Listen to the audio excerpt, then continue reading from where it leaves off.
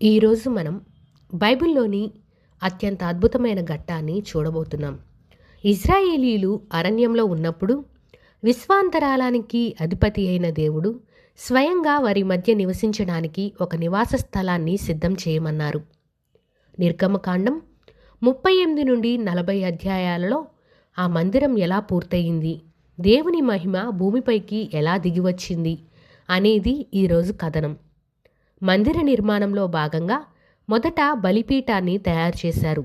ఇది పాప ప్రక్షాళన కోసం బలులు అర్పించే చోటు. అలాగే యాజకులు తమకు తాము శుద్ధి చేసుకోవడానికి ఒక ఇత్తడి గంగాలాన్ని ఏర్పాటు చేశారు.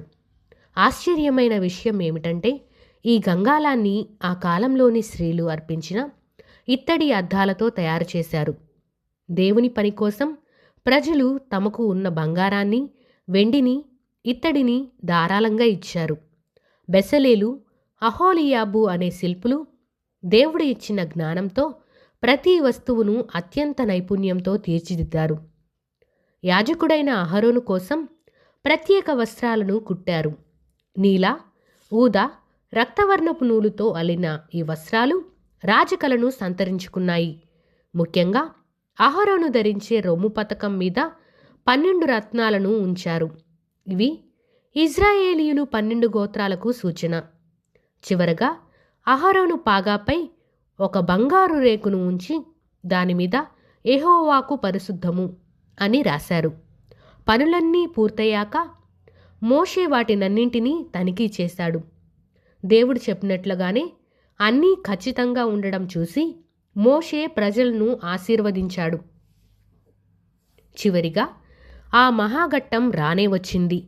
దేవుని ఆజ్ఞ ప్రకారం 2వ సంవత్సరం మొదటి నెలలో మందిరాన్ని నిలబెట్టారు. మందసాన్ని లోపల ఉంచి తెరలు వేసి ధూప దీప నైవేద్యాలను సిద్ధం చేశారు. మోషే ప్రతి వస్తువును దేవుడు చెప్పిన స్థానంలోనే అమర్చాడు. అప్పుడు ఒక మహా అద్భుతం జరిగింది. మోషే పని ముగించగానే ఆకాశం నుండి ఒక మేఘము దిగివచ్చి మందిరాన్ని కమ్మేసింది. యెహోవా తేజస్సు ఆ నివాస స్థలాన్ని నింపేసింది. ఆ మహిమ ఎంత ప్రకాశవంతంగా ఉందంటే మోషే కూడా లోపలికి వెళ్ళలేకపోయాడు. అప్పటి నుండి పగలు మేఘము, రాత్రి అగ్నిస్తంభము ఆ మందిరం మీద ఉండేవి.